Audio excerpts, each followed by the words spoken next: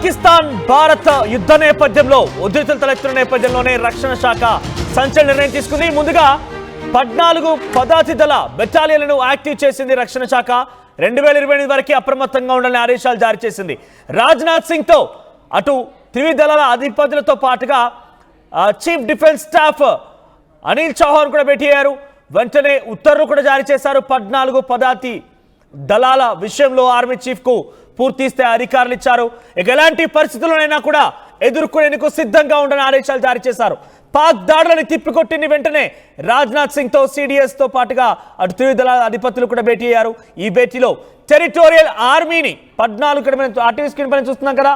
Out of the existing 32 infantry battalions, more 14 infantry battalions, territorial army, development in the areas of southern command, వీళ్ళందరినీ కూడా ఆధీనంలోకి తీసుకొని మీ కంట్రోల్లోకి తీసుకోండి.